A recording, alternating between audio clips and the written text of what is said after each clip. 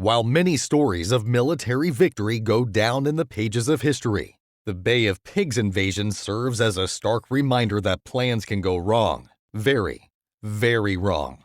This invasion was a failed attempt by the CIA-backed Cuban exiles to overthrow Fidel Castro's communist government in Cuba. It was a disaster of epic proportions that made history. But what factors led to its failure? Watch this video till the end to know all the reasons. But before we start, make sure to subscribe to the channel if you are new. And don't forget to press the bell icon to get notifications for all our new videos. With that said, let's jump straight into the video. The Bay of Pigs invasion began on April 17, 1961, when a CIA-trained force of Cuban exiles launched a failed attempt to overthrow the communist government of Fidel Castro. The plan was devised by the CIA and approved by newly inaugurated President John F. Kennedy. It called for an initial airstrike to eliminate Castro's small air force, followed by the amphibious landing of 1,400 Cuban exiles at the Bay of Pigs. Upon arriving, the insurgents aimed to establish a beachhead and invite the United States to send in troops to help depose Castro. The invasion was part of Kennedy's campaign rhetoric during the 1960 presidential election, in which he called for American intervention in Cuba. This anti-communist rhetoric was used to outflank his opponent Richard Nixon, reflecting Kennedy's commitment to defeating communism.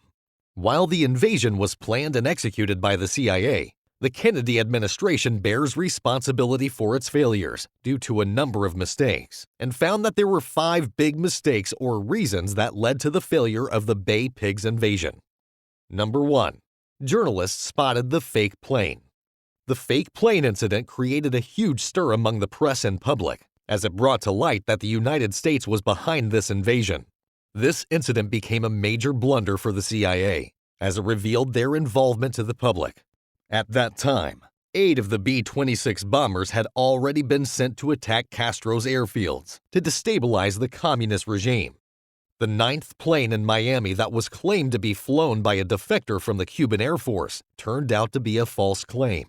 The journalists on the ground quickly realized that it was a U.S.-backed mission due to certain features of the plane, such as the Cuban Air Force serial number and nose cone riddled with fresh bullet holes. These giveaways featured on the plane made it clear to everyone that the United States was behind this invasion. The then-Soviet Premier Nikita Khrushchev was enraged at this incident, and Kennedy was left cornered, as he risked starting World War III if the U.S. involvement was admitted. So, the fake plane incident became a major setback to the CIA's mission of overthrowing Castro, and led to their failure in the Bay of Pigs invasion. Number 2. The second airstrike was canceled. The second most significant reason for the failure of the Bay of Pigs invasion was Kennedy's decision to cancel the second planned airstrike. It was a difficult decision that had to be made, since the U.S. was on the brink of a war with Russia. According to the plan, the second airstrike was supposed to take out the rest of Castro's air force and clear a path for the landing of 1,500 men. The airstrikes were also intended to protect the invading force and its supply ships from the potential damage by Castro's remaining pilots. Without the second strike, there was no protection for the men on the ground and their ships. Remember that Kennedy didn't get cold feet, as some suggest. His decision was rational, as the risk of going to war with Russia simply wasn't worth it. But without those airstrikes, there was no chance of success. In this way, the lack of a second airstrike doomed the mission from the start. Number 3. There was coral on the landing site. Although the CIA had planned the invasion of Cuba's Playa Girón for months, they failed to recognize the presence of coral offshore, and this mistake proved to be fatal for the mission.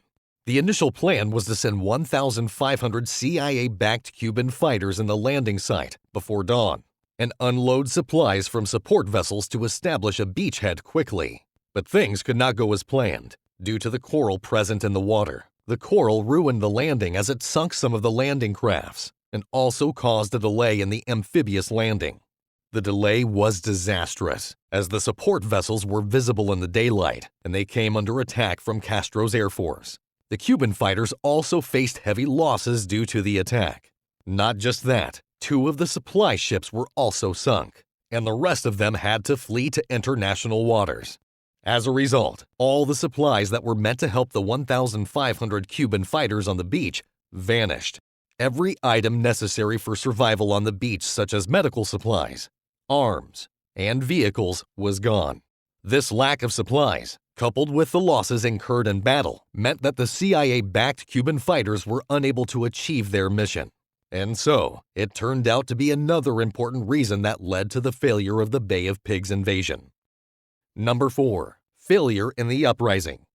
As the Bay of Pigs invasion unfolded, it became increasingly clear that one of the CIA's political assumptions was not going to come to fruition. This assumption was that once news of the invasion reached Havana, it would inspire a spontaneous uprising from Castro's underground enemies, who had been waiting for an opportunity to strike.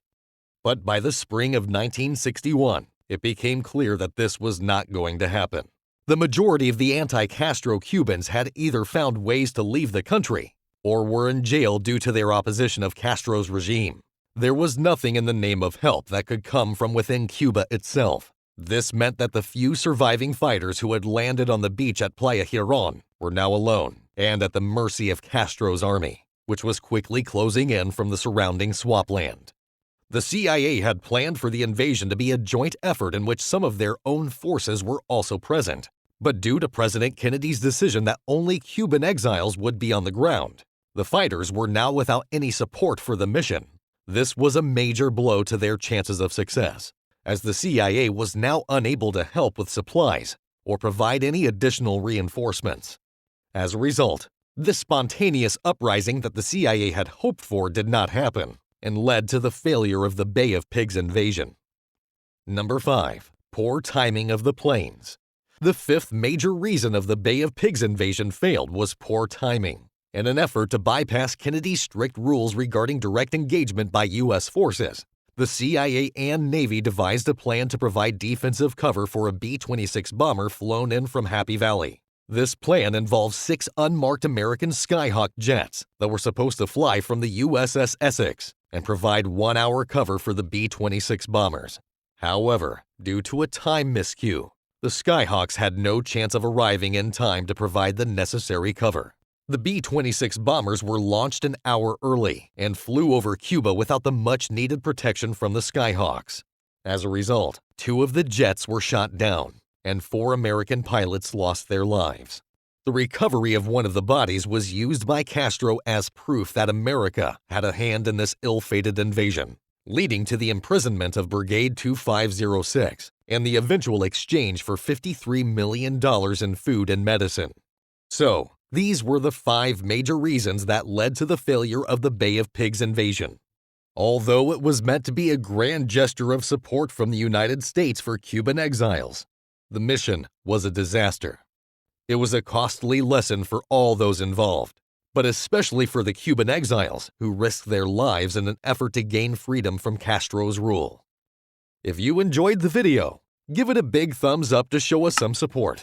Also, let us know in the comments if you want to see more videos on similar topics.